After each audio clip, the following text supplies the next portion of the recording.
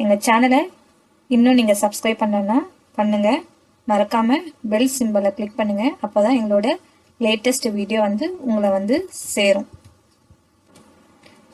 இந்த simple present tense எங்கெல்லாம் நம்ம யூஸ் பண்ணணும்னு பார்க்கலாம் வாங்க. தினமும் அல்லது வழக்கமாக நடைபெறும் செயல்களை குறிப்பிட பயன்படுகிறது. அதாவது everyday or routine activity or repeated activity. இங்கே எக்ஸாம்பிள் என்ன இருக்குது அப்படின்னு பார்த்தீங்கன்னா, ஐ பாத் டெய்லி. அடுத்து பொதுவான உண்மைகள் பற்றிய விவரங்களை சொல்லவும் பயன்படுகிறது. அதாவது ஜென்ரல் ட்ரூத். இங்கே என்ன எக்ஸாம்பிள் இருக்குது அப்படின்னு பார்த்தீங்கன்னா, the sun rises in the east. இந்த ரைசஸ்ங்கிற அந்த வார்த்தை வெர்பு சிம்பிள் ப்ரெசன்ட் டென்ஸ் இங்கே யூஸ் பண்ணியிருக்கோம். இது என்ன சொல்லுது அப்படின்னு பார்த்தீங்கன்னா, சூரியன் கிழக்கே உதிக்கும், மற்ற திசைகளில் அது உதிக்காது. நாம் பேசிக்கொண்டிருக்கும் பொழுது அந்த செயல் அந்த சமயத்தில் அங்கு நடக்க வேண்டும் என்பது அவசியம் இல்லை.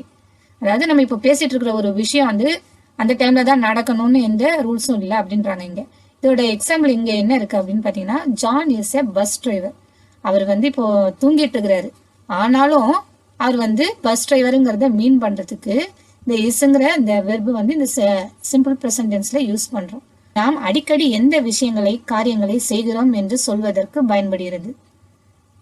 இங்க எக்ஸாம்பிள் என்ன இருக்கு அப்படின்னு பாத்தீங்கன்னா, இன் summer Tom usually place tennis once R twice a week. இதோட தமிழாக்கம், டாம் யூஸ்வலா வாரத்துக்கு 1 அல்லது 2 நாள் சம்மர்ல டென்னிஸ் விளையாடுவார். திட்டமிட்ட எதிர்கால செயல்களை குறிப்பிட பயன்படுகிறது. For scheduled programs or planned future actions.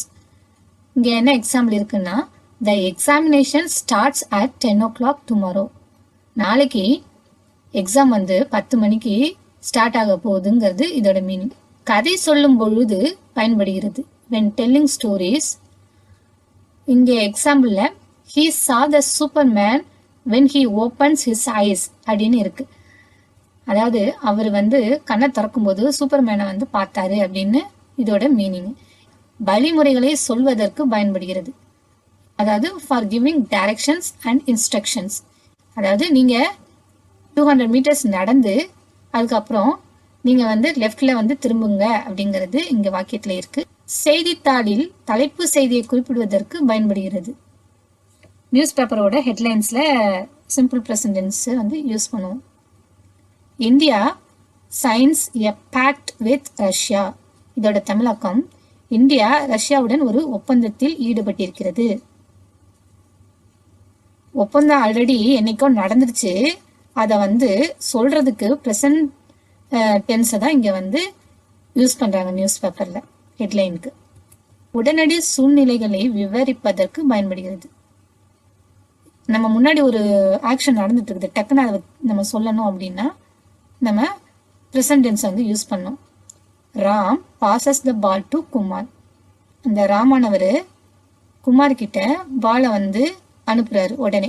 சென்டென்ஸை எப்படி ஸ்ட்ரெச்சரா இருக்குங்கிறது பார்க்கலாம். ஃபர்ஸ்ட் சப்ஜெக்ட், ரெண்டாவது வெர்ப், மூணாவது ஆப்ஜெக்ட். இந்த சப்ஜெக்ட் 2 விதமா பிரிக்கலாம். இங்க வெர்ப் ஆட் பண்றதுக்கு சில ரூல்ஸ் இருக்குது. ரூல் நம்பர் 1 பார்க்கலாம். ஐ யூ வி தே இங்கிறது ஒரு சப்ஜெக்டா இங்க பிரிச்சிருக்கோம். ரெண்டாவது ஹீ சி இட்டுங்கிற வார்த்தைகளை வச்சு ரெண்டாவது சப்ஜெக்டை நம்ம சொல்றோம். இங்க பாத்தீங்கன்னா லிவ், சிட்ஸ், ஸ்டே.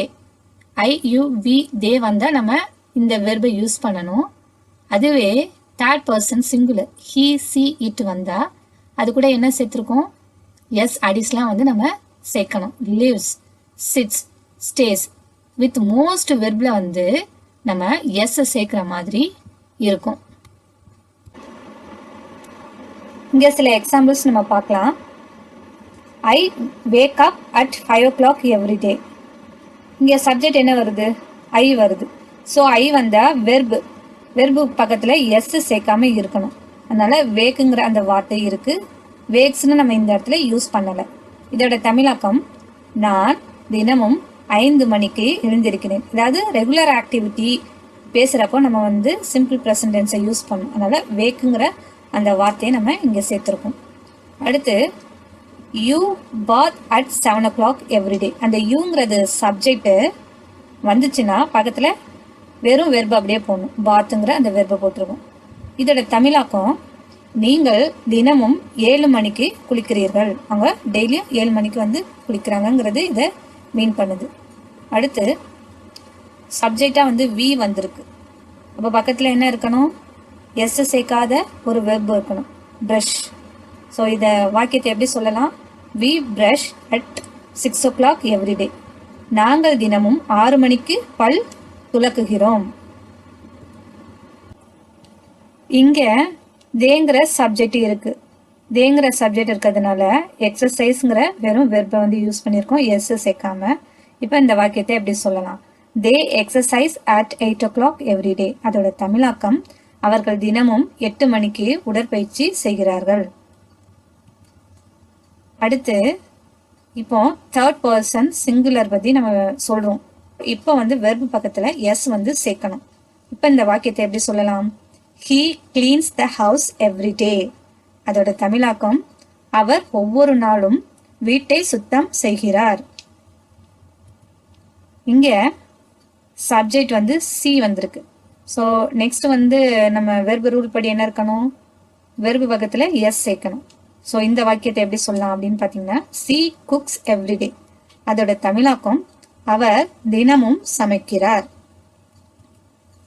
இங்க மை டாக். மை டாக்னா இது ஆட்டோமேட்டிக்கலி என்ன மீன் பண்ணுதுன்னா இட். ஸோ வெர்பு பக்கத்தில் நம்ம என்ன பண்ணணும்னா எஸ் சேர்க்கணும். ஸோ இங்கே என்ன சேர்த்துருக்கோம்னா ட்ரீம் பக்கத்தில் எஸ் சேர்த்து ட்ரீம்ஸ் அப்படின்னு இந்த வாக்கியத்தில் உள்ள வேர்டை நம்ம வந்து சொல்லணும்.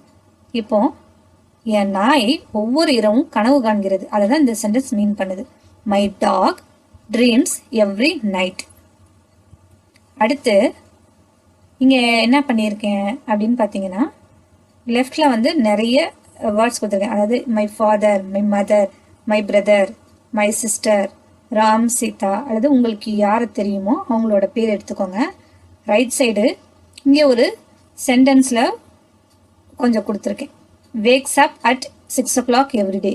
அதாவது 6 மணிக்கு எழுந்திருப்பாங்க அப்படின்னு கொடுத்துருக்கேன். இப்போ இந்த லெஃப்ட் சைடில் உள்ள வார்த்தையும் ரைட் சைடில் உள்ள சென்டென்ஸையும் நீங்கள் வந்து ஜாயின் பண்ணணும். My father wax up at 6 o'clock everyday. அதாவது எங்கள் அப்பா டெய்லியும் 6 மணிக்கு எழுந்திருப்பாரு. அடுத்து அதே மாதிரி மை மதரை ஆட் பண்ணுங்க. My mother wax up at 6 o'clock everyday. எங்கள் அம்மா டெய்லியும் 6 மணிக்கு எழுந்திருப்பாங்கன்னு. நீங்கள் பார்த்த சென்டென்ஸை எடுத்துட்டு இந்த ரைட் சைடில் கொடுத்துட்டு நீங்கள் ஆட் பண்ணி நீங்களே சென்டென்ஸை ஓனாக மேக் பண்ணி பேசலாம்.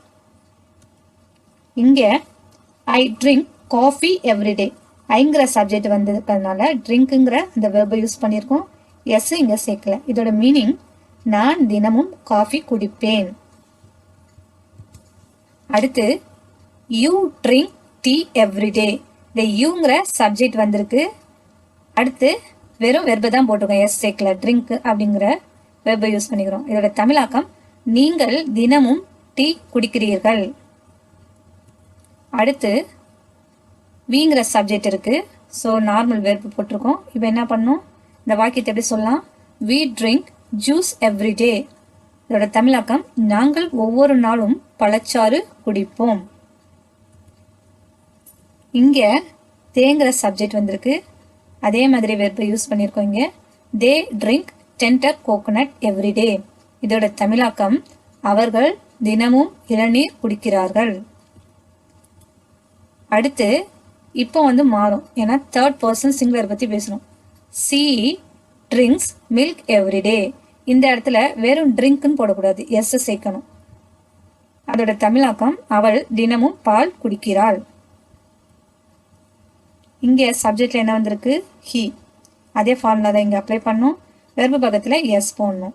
He drinks tea everyday. இதோட தமிழாக்கம் அவர் தினமும் தேநீர் குடிப்பார். இங்கே இட்டுக்கு பதில் அதை மீன் பண்ற எலஃபண்ட் அப்படிங்கிற ஒரு வார்த்தை இங்கே ஆட் பண்ணியிருக்கேன். Elephant drinks water everyday. யானை தினமும் தண்ணீர் குடிக்கிறதுங்கிறது இதோட மீனிங். நான் அப்போ சொன்ன மாதிரி ஸோ ட்ரிங்க்ஸ் டீ எவ்ரிடேங்கிற ஒரு சென்டென்ஸோட பாதையை இங்கே வச்சிருக்கேன். இந்த லெஃப்ட் சைடில் சப்ஜெக்ட் நீங்கள் யாரை வந்து பேசணும்? மை ஃபாதரை பேசணுமா, மை மதரை பேசணுமா, மை பிரதரை பேசணுமா அப்படிங்கிற சப்ஜெக்டை நீங்கள் லெஃப்டில் போட்டுட்டு இப்போ சென்டென்ஸை வந்து ஜாயின் பண்ணுங்க. சாம்பிளுக்கு my father drinks tea every day, அதாவது எங்கள் அப்பா டெய்லியும் டீ குடிப்பார். அதே மாதிரி Ram drinks tea every day, Ram வந்து டெய்லியும் டீ குடிப்பார். ஸோ இந்த வாழ்த்து பக்கம் இருக்கிற சென்டென்ஸை வேற ஏதாவது எடுத்து நீங்கள் போட்டுட்டு நீங்களே நிறைய வந்து சென்டென்ஸை ஓனாக வந்து மேக் பண்ணலாம். இங்கே I eat breakfast at 8 o'clock every day, ஐங்கிறதுனால வெர்பு அப்படியே போட்டிருக்கோம், எஸ் எதுவும் சேர்க்கலை. இதோட தமிழாக்கம் நான் தினமும் காலை 8 மணிக்கு காலை உணவை சாப்பிடுகிறேன். நான் டெய்லி 8 மணிக்கு பிரேக்ஃபாஸ்ட் சாப்பிட்றேங்கிறது இதோட மீனிங். அடுத்து யூங்கிற சப்ஜெக்ட் வருது, அதனால வெர்பு அப்படியே போட்டிருக்கோம், எஸ் சேர்க்கலை. யூ ஈட் ஸ்நாக் எவ்ரிடே, இதோட மீனிங் நீங்கள் தினமும் நொறுக்கு தீனி சாப்பிடுகிறீர்கள். அடுத்து விங்கிற சப்ஜெக்ட் வருது, பக்கத்தில் ஈட்டுங்கிற அந்த வெர்பு அப்படியே இருக்கு. We eat lunch at 1 o'clock everyday, இதோட தமிழாக்கம் நாங்கள் தினமும் 1 மணிக்கு மதிய உணவை சாப்பிடுகிறோம். அடுத்து இங்கே தேங்கிற சப்ஜெக்ட், பக்கத்தில் வெர்பு அப்படியே போட்டிருக்கோம், எஸ் ஆட் பண்ணல. They eat dinner at 9 o'clock everyday, இதோட தமிழாக்கம் அவர்கள் தினமும் 9 மணிக்கு இரவு உணவை சாப்பிடுகிறார்கள். அடுத்து he eats fruits every day, இந்த இடத்துல he வர்றதுனால வெர்பு பக்கத்தில் எஸ் சேர்த்துருக்கோம், ஈட்டுன்னு சொல்லாமல் ஈட்ஸ் அப்படின்னு கொடுத்துருக்கோம். இதோட தமிழாக்கம் அவர் ஒவ்வொரு நாளும் பழங்களை சாப்பிடுவார். அடுத்து சி சப்ஜெக்ட்ல இருக்கிறதுனால வெர்பு பக்கத்தில் எஸ் சேர்த்துருக்கோம். இந்த சென்டென்ஸ் எப்படி சொல்லணும்னா she eats vegetables every day, இதோட தமிழாக்கம் அவள் ஒவ்வொரு நாளும் காய்கறிகளை சாப்பிடுகிறாள். இங்கே நீங்கள் வந்து இந்த மாதிரி சப்ஜெக்டை நீங்களே எடுத்து போட்டுட்டு என்ன வார்த்தையை பேசணுமோ அதை வலது பக்கமாக போட்டுட்டு நீங்களே சென்டென்ஸ் ஃபார்ம் பண்ணலாம். இங்கே ஒரு எக்ஸாம்பிள் என்ன அப்படின்னு பார்க்கலாம். My father eats breakfast at 8 o'clock everyday, இதோட தமிழாக்கம் என் அப்பா தினமும் காலை உணவை 8 மணிக்கு சாப்பிடுவார். இந்த மாதிரி நீங்களும் நிறைய வேர்ட்ஸை போட்டு இந்த மாதிரி சென்டென்ஸை உருவாக்கலாம். இப்போ ரூல் 2 பார்க்கலாம். Subject I you we Dela வர வெர்பு அப்படியே தான் போடணும். அதுவே ஹி சி இட்ல வந்தா இந்த வெர்பு வந்து எண்ட் ஆகிற லெட்டர்ஸ் சிஹெச் எஸ்ஹெச் ஓ எஸ் இசட் ஆர் எக்ஸ் இதெல்லாம் வந்துச்சுன்னா கடைசியில் இஎஸ் அப்படிங்கிற அந்த லெட்டரை சேர்க்கணும் ஹி சி இட்டுக்கு மட்டும். இப்போ இங்கே இருக்கிற எக்ஸாம்பிள் நீங்கள் பார்த்தீங்கன்னா தெரியும். கேட்ச் இந்த சைடு இருந்தால் அந்த சைடு என்ன வந்திருக்கு, கேச்சஸ். அதே மாதிரி wash washes, go goes, miss misses, bus buses, fix fix. வாங்க எக்ஸாம்பிள்ஸ் பார்க்கலாம். I wash my hands every day. I பக்கத்தில் எஸ்ஹெச்னு முடிகிற வேர்டு இருக்கிற வெர்பு இருக்குது, அதை அப்படியே தான் நம்ம போடணும். ஐக்கு வந்து சேஞ்ச் பண்ணக்கூடாது. ஸோ இதோட தமிழாக்கம் நான் தினமும் என் கைகளை கழுவுகிறேன்.